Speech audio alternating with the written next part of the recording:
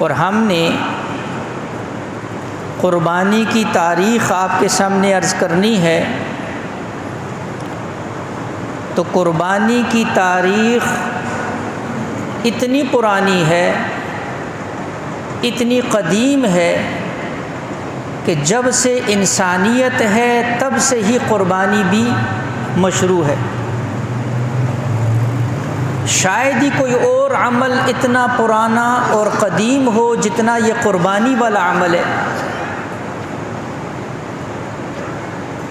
اللہ جل شانہ نے امام الانبیاء محمد مصطفیٰ صلی اللہ علیہ وآلہ وسلم کو جو شریعت عطا فرمائی، یہ پہلی تمام شریعتوں کا مجموعہ ہے۔ اسی لیے حضور علیہ الصلاۃ والسلام نے جب زندگی میں پہلا اور آخری حج کیا تو اس موقع پر جو آیت آئی، الیوم اکملت لکم دینکم واتممت علیکم نعمتی ورضیت لکم الاسلام دینا، یہاں پر اللہ نے شریعت کو مکمل کر دیا۔ جو شریعت آدم علیہ الصلاۃ والسلام سے شروع ہوئی تھی، امام الانبیاء علیہ الصلاۃ والسلام کے اوپر آ کر وہ کامل اور مکمل ہو گئی۔ لہٰذا پہلی شریعتوں کے اندر کچھ احکامات تھے، پھر دوسری تیسری کرتے کرتے ہماری شریعت کے اندر یہ کامل اور مکمل ہو گئے۔ اس لیے یہ جو جتنے اعمال آپ کو نظر آتے ہیں، نماز، روزہ، حج، زکوٰۃ، دوسرے اعمال، یہ مختلف شریعتوں سے چل کر آئے ہیں۔ ہر ایک کی اپنی ایک تاریخ ہے، اپنی ایک ابتدا ہے۔ قربانی ایک ایسا عمل ہے، ایک ایسا حکم ہے کہ حضرت آدم علیہ الصلاۃ والسلام اور ان کے جو اولاد ہے وہیں سے قربانی کا عمل بھی شروع ہو گیا۔ اور یہ آیت جو ہے یہ اس کی دلیل ہے۔ اس آیت کے اندر اللہ جل شانہ فرما رہے ہیں، وَاتْلُ عَلَيْهِمْ نَبَأَ ابْنَيْ آدَمَ بِالْحَقِّ، اے نبی جی آپ ان کے اوپر تلاوت کریں، آپ ان کو بتائیں، آپ ان کو سنائیں۔ کیا سنائیں؟ نبأ ابنی آدم، آدم کے دو بیٹوں کا قصہ، بالحق، بالکل ٹھیک ٹھیک۔ اس لیے کہ تاریخ حضرت آدم علیہ السلام حضور سے کتنا عرصہ پہلے گزرے، اور تاریخی جو واقعات ہوتے ہیں اس کے اندر کمی بیشی ہو جاتی ہے، لیکن قرآن جو ہے اللہ رب العزت نے حضور کو وحی کے ذریعے جو علم دیا اس میں ایک ذرہ برابر بھی اونچی نیچ نہیں ہے۔ اس لیے فرمایا جو اللہ کے نبی تمہیں بات بتائیں گے یہ حق ہوگی، سچ ہوگی۔ اس لیے یہاں پر بالحق کی قید لگائی کہ آپ آدم کے دو بیٹوں کا ان کو قصہ واقعہ بتائیں حق کے ساتھ۔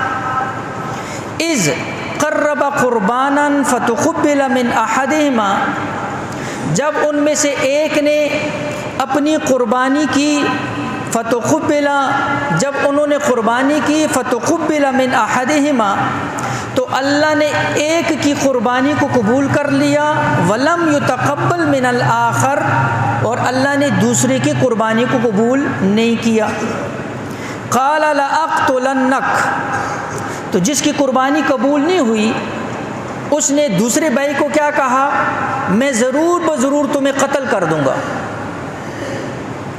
قال، کہا، انما یتقبل اللہ من المتقین، تو اس دوسرے بھائی نے کیا کہا؟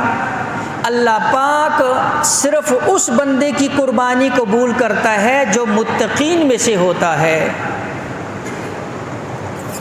اب ذرا تھوڑا سا پس منظر اس واقعے کا، تفسیر ابن کثیر انہوں نے اس واقعے کو مکمل نقل کیا ہے۔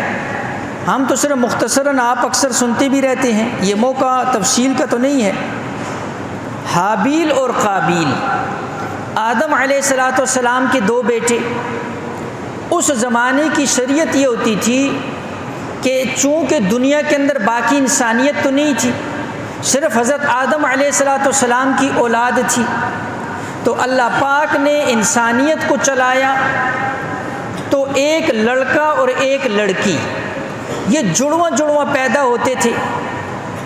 اور اس وقت شریعت کا حکم یہ تھا کہ جو آپس میں جڑواں پیدا ہوئے ہیں، اس لڑکے اور لڑکی کا نکاح تو آپس میں نہیں ہو سکتا تھا، لیکن جو دوسری دفعہ میں جڑواں پیدا ہوتے تھے تو اس لڑکے کا اس لڑکی کے ساتھ نکاح جائز ہوتا تھا۔ اب جو لڑکی حابیل کے ساتھ پیدا ہوئی تھی تو وہ خوبصورت تھی، اور جو قابیل کے ساتھ پیدا ہوئی تھی، جو لڑکی قابیل کے ساتھ پیدا ہوئی تھی وہ خوبصورت تھی، اور جو حابیل کے ساتھ پیدا ہوئی تھی وہ بدصورت۔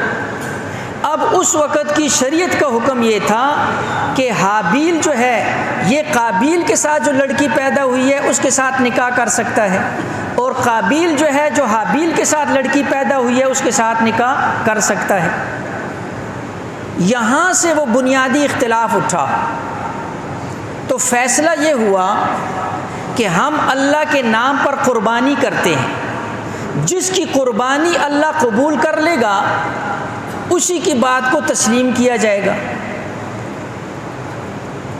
لہٰذا شروع کے اندر یہ ترتیب ہوتی تھی کہ جب بھی کوئی اللہ کے نام پر قربانی کی جاتی تھی، اس قربانی کو کسی اونچی جگہ کے اوپر رکھ دیا جاتا تھا، اور اس قربانی کی قبولیت کی علامت یہ ہوتی تھی کہ اللہ پاک کی طرف سے ایک آگ آتی تھی، اور وہ آگ جو ہے نا جو اس کو جلا دیتی، کھا دیتی، ختم کر دیتی، یہ قبولیت کی نشانی ہوتی تھی۔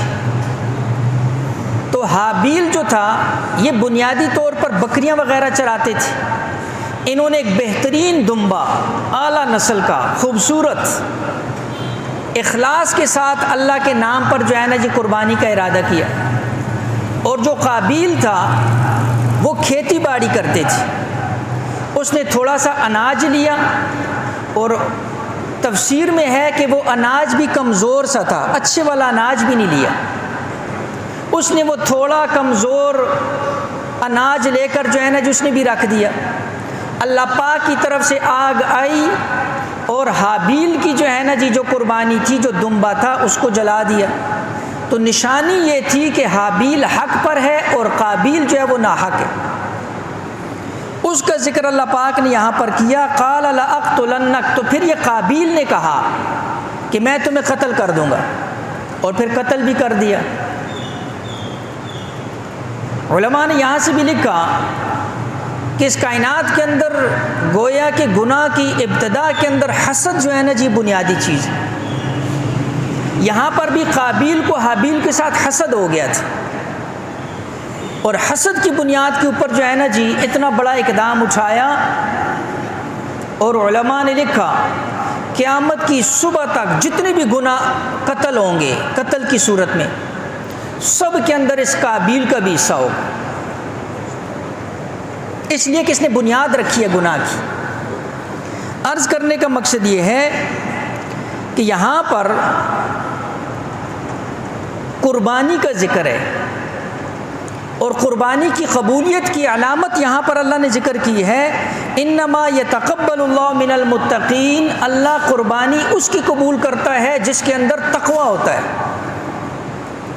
میں نے پچھلے جمعے آپ کو عرض کیا، قربانی کی روح، قربانی کی بنیاد، قربانی کی اصل دو چیزیں ہیں، ایک اس میں اخلاص ہو اور ایک تقوی ہو، اور اللہ قربانی سے ہم چاہتا بھی یہی ہے کہ تمہارے اندر کیا آ جائے، تقوی آ جائے، اس لیے کہ اللہ نے فرما دیا لن ینال اللہ لحومها ولا دماؤها ولکن ینالہ التقوی منکم، اللہ کے پاس تمہارا تقوی پہنچتا ہے۔